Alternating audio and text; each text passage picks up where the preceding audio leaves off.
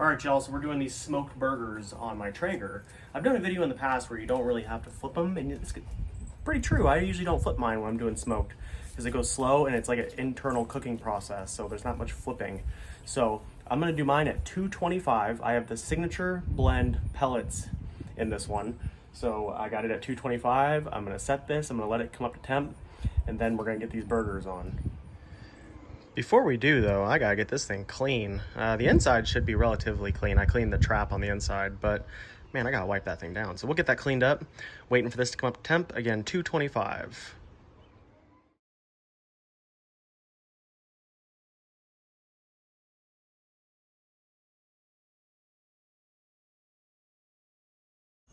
All right, so now here we are with our grind. I'm gonna be adding a bunch of different seasonings.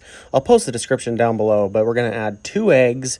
I got a bunch of things going on. I got some Italian breadcrumbs. I got paprika, pepper, onion powder, garlic powder, and a good amount because I'm gonna mix it all within. I'm not gonna really season the top of these burgers. You can, but I'm not going to. To me, of course, I have the benefit of hindsight. I've already had these burgers and they turned out amazing. So one of my favorites, if not my complete favorite at this point. But yeah, just going to mix this up really good. Then I have a press off to the side. I'm going to use that. You can do it with your hands. You don't have to have that press. I'm also going to have the Ziploc bag in between it so I don't make a mess. All right, I skipped forward a little bit, but I definitely mix that really good. See, it's super easy. Ziploc bag, get your press. Again, can do it by hand, but look how simple this makes it. Even if you're missing a little bit on the side, like this first one turns out with a little bit missing, but you could just form it how you want. Just get the Ziploc bag, open it up so there's no mess on your press. I just cut the sides, then you just got to form it up, and that is a nice size burger for this. Tell me these aren't looking really good. You can see the seasoning coming through the top too. Just to make this even better, I got some thick cut bacon. I'm just going to wrap it around. Since we're not going to flip it and we're going to cook it slow, it should adhere to the burger really good. Make it super simple. I'm not doing any tying or anything fancy. I just wrap it around, overlap it, and I'm going to do that for all of them. Then I'm going to put the overlapping side face down on the grill. So the meantime, while I'm doing this, of course, my grill is coming to temperature at 225. After it reaches a higher internal temperature, I'm probably going to crank it up. I usually like to get it a little bit hot towards the end, so I'll probably wait till I get to about 100 degrees, 110, somewhere around there, then I'm going to kick my Traeger up to 400 degrees.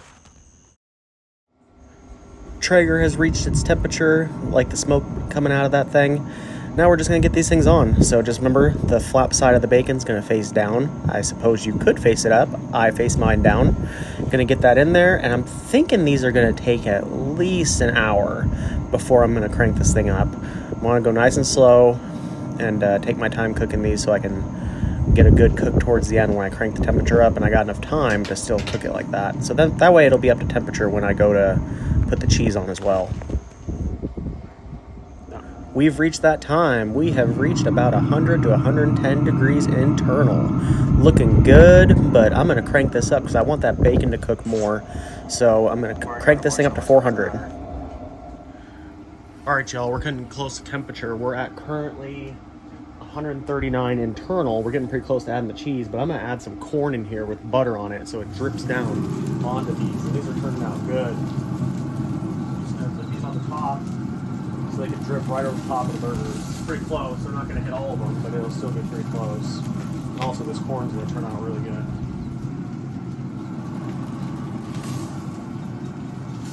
Just like that. Hope that don't fall. We'll close that up and let that start doing its thing. All right, y'all. We just reached a little over 145. We're at like 147. I'm going to get some cheese going on these guys. They are looking amazing and it smells even better. I'm using pepper jack cheese. This won't take very long at all.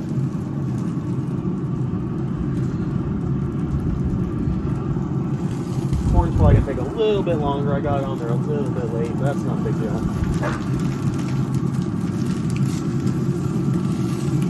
Man, if only you guys can tell, it smells awesome. There we go. We'll close it up. Let it carry over to about 155.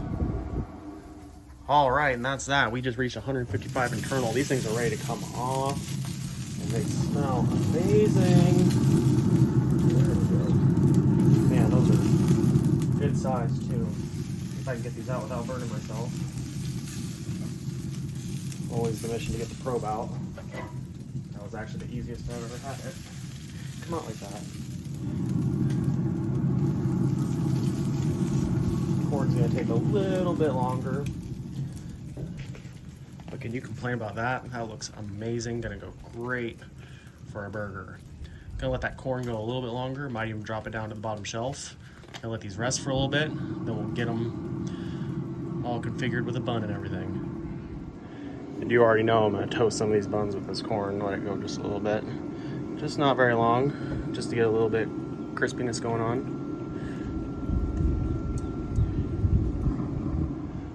All right, check this out. I'm not toasting these too much, but I can tell this whole bun is crisped up pretty good. So I'm gonna pull these off. Corn needs a little bit longer. The best part about this recipe is you don't really need anything. You can add a bunch of condiments if you want, but man, these tasted amazing with just a couple pickles on it, and I'm just putting 2, because remember, it's got that bacon too. It's got a bunch of seasonings on it. I mean, it was just amazing. So gonna add that, then just a little bit of ketchup on top. Can't go wrong with that. You can make something else if you want, but this was a home run of a combination to me. So just get those toasted buns on there. Then I'm just gonna hold it up so you guys can see it. Gotta change the camera angle though. Nothing to complain about that. That is an amazing looking burger. Man, can't wait to try this. Guys, I'm thinking this was a home run. I gotta give it a shot. So, I gotta season the corn up still, but I mean, look at that. Can't go wrong.